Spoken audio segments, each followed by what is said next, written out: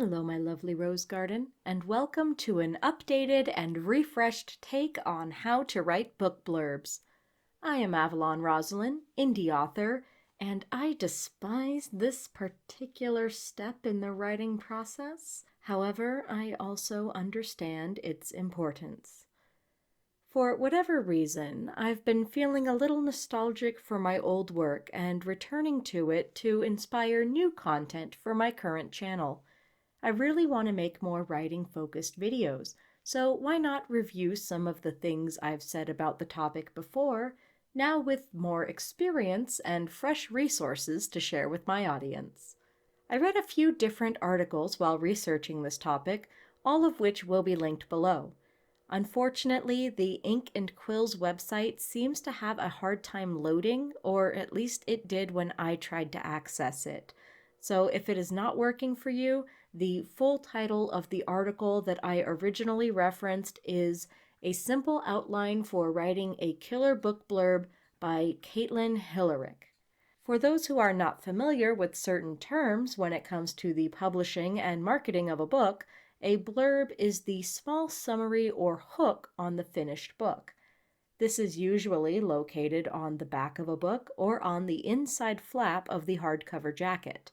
Aside from any relevant information that might be inferred from the cover of the book, the blurb is the first piece of content marketing that most readers will see, and therefore one of the most important.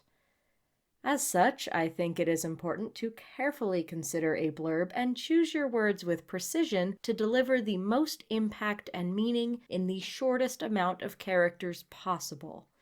Not only do you not have a lot of time to grab the reader's attention with your blurb, but blurbs are also quite literally restricted in the amount of space they can use. Again, not only by the literal dimensions of the book jacket or back printing space, but also aesthetics. I don't think making the reader parse through a dense chunk of tiny text makes a very good first impression. In fact, Shannon Hilson of Rock Content points out that blurbs are typically 150 words or less. This means that blurbs, good ones at least, will have to go through drafts, just like your manuscript, in order to be the best representation of what waits for the reader between the pages. As a quick aside on content warnings, while the blurb itself should give the reader an idea of what they might encounter within the book, due to the limited space, I would not recommend including your list of content warnings in the blurb. Obviously, if your book is about a heavy topic like grief, systematic oppression, or mental health, there are plenty of ways to work that into the blurb. I'm talking more along the lines of warnings that are not also major plot points or that may not fit with the rest of the blurb. After all, in a limited number of characters, some things have to be left out. A more appropriate place for the full list of content warnings would be within the first few pages of the book, either with the copyright text if you want it to be unobtrusive, such as if the content warnings might contain potential plot spoilers, or on a separate page similar to the dedications and acknowledgments that come at the beginning of a book before the story starts. I've done this both ways, as well as including content warnings on my website and Etsy listings, and I think it is a fairly innocuous way to let readers make decisions about whether or not a book is appropriate for them. But back to the topic at hand, blurbs. Can you tell that I do not want to talk about them? When working through my blurb process, I use Ink and Quills, a simple outline for writing a killer book blurb, as my basis. It will make an effective blurb, but because it is an outline and a fairly broad template, I'm not satisfied leaving my blurbs at that first draft. But as writers know, it is impossible to edit a blank page. The outline has to come first, and this is it. Step 1. Set the stage. This part introduces the hero, the setting, and the hero's life before the story begins. Hillerick clarifies that information about the setting can be optional, except in the cases of historical fiction or fantasy. For historical fiction, you'll want to mention the time period and place, and with fantasy, you'll need to introduce the reader to the world you've created. I would also add science fiction and other speculative genres in with fantasy, since they are often set in worlds that deviate enough from our own to be worth mentioning while trying to hook the reader into reading the story. Describing the hero and their life circumstances, an absolute must for any genre, should include their general personality traits and any goals they have at the start of the story. Sometimes you can accomplish both at once. For example, in my blurb for Like Falling Stars, the line, "All Nicholas wanted was to be left alone," lets the reader infer a lot about his character while directly stating his starting goal. This is why we draft our blurbs. Step 2. Introduce the problem. What is getting in the way of the hero accomplishing their goal? If their goal was to live their life exactly as they had been up to that point, what is about to happen that will make that impossible? How will their goal change if it does? And a key factor for drawing in reader interest, what is at stake should the hero fail? The size and scope of the stakes should generally match the genre expectations. The stakes of a horror work, for example, are going to be much different than the stakes of a contemporary romance, which will be different from the stakes of a fantasy epic, and so on. An impactful way to end your blurb is to leave the reader with a question, and that usually comes down to the stakes. What will happen if the hero doesn't achieve their goal? What are they trying to avoid? What do they stand to lose, and why should the reader care if they lose it? This is the template I'll be using to come up with the beta blurb for Shifting Roots, and you can follow along with me at home to pick it apart and see if it has all the required elements. Before we dive into that, I do want to shout out one final, if unlikely, source. WikiHow is a bit of a meme to my understanding, but every so often they actually do have an informative and helpful article, and How to Write a Blurb, co-authored by Pete Canalicio, is one such article. I have it linked in the description because while I didn't quote it here, I did read it through and I think it does have some solid advice for writers who need help with their blurbs. Now let's see how the blurb of Shifting Roots currently reads in my notes, which is a condensed version of the alpha blurb that Tennelle included in his Drawing a Tribute to Wayne McLaughlin video. The Alliance colonies have guarded their home against the scavengers and dangerous magic that lurk outside their peaceful home for generations.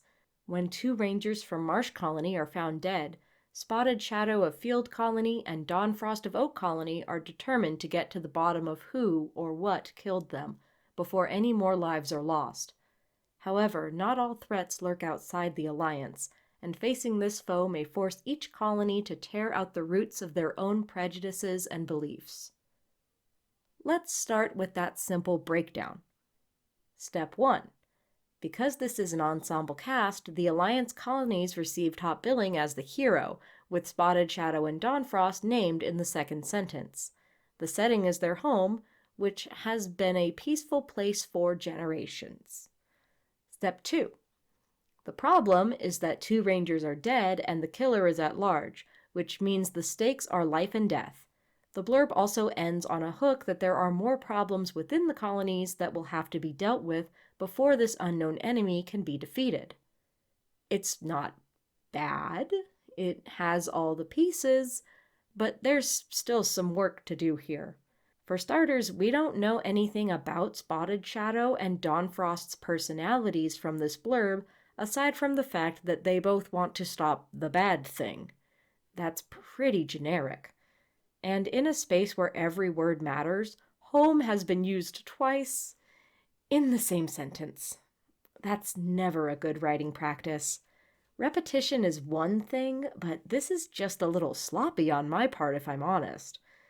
Tennelle's original blurb did more to flesh out the world, so I'm going to take a look at that again. Here is how Tennelle's blurb reads, and please bear in mind that as I work through this blurb to refine it, I have no intention of criticizing Tennelle's skills as a writer, but I'm not satisfied with mine, so it's time to take a look at the original descriptions I used to create it. Tennelle's blurb reads, "The Lake Alliance colonies are under attack. Amidst the barren wastes that surround them on all sides, the Lake Alliance has guarded their home for many generations. A patch of paradise away from the scavengers and dangerous magic that looms threateningly just outside their land. Rangers protect their home and uphold their traditions with sometimes brutal reinforcement. But when 2 rangers are found dead in the middle of Marsh Colony, the cats around the lake feel threatened by something bigger than their petty territory squabbles. Spotted Shadow and Dawnfrost are determined to get to the bottom of who or what killed Marsh Colony's rangers, before it kills anyone else. But dealing with this threat may force the colonies to come face to face with their own demons, and everything will be ripped from its roots." There are some good descriptions here that I would like to keep in the final blurb. The emphasis on elemental magic as a threatening force in this world and its place in the mythos are a part of what differentiates our series from its predecessor, Warriors, so I want to keep that front and center. I also want to keep a final line that calls back to the title of the book, Shifting Roots, as this relates to a key theme in this first installment. My first pass at revising Tennelle's blurb focused mainly on reducing word count to convey the general idea of the story. I'll try that again, but take a little more time to choose words so I don't end up using home twice in the same sentence. Also in Tennelle's blurb, he uses a tagline first. "The Lake Alliance colonies are under attack." A tagline like this can come at the beginning or end of the blurb, is usually set apart in typesetting or style, and can also help grab the reader's attention. Basically, it takes what the blurb does and even further condenses it into a single sentence.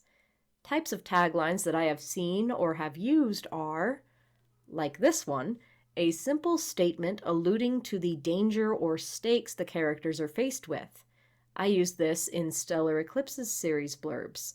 "Murder is no unusual phenomenon in Marina Delta." A statement of themes, like I used in Like Falling Stars blurb. "A new fairy tale in which friendship is the truest love of all." A twist on a saying, such as in the Alice blurb. "To hell and back isn't just an expression." A question or challenge to the reader. "What would you do if?" or "Imagine a world where." There are lots more, but these are the ones I usually see and have used in the past. I like taglines a lot, as they can be reused in other marketing materials even more easily than the full blurb. I definitely want to have one for Shifting Roots. Alright, here is Blurb Draft number 3. Caught between barren wastes and the expansive ocean, the 4 Alliance colonies have had to fight tooth and claw to defend their lush territory from scavengers and rogue magicians for generations.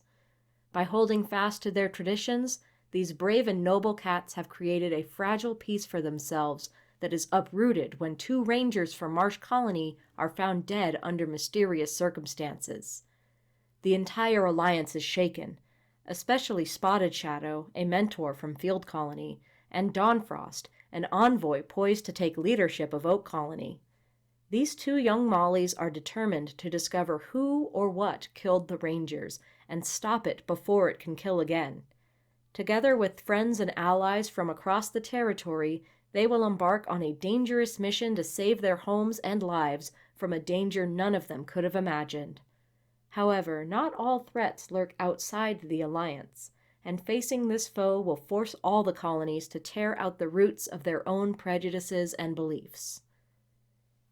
Is this blurb perfect? No.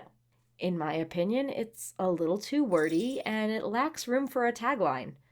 But it's good enough to take to my critique partners and editors to hash out what can be improved upon. I hope that this video has given you some tools and resources to feel more confident in your own blurb drafting.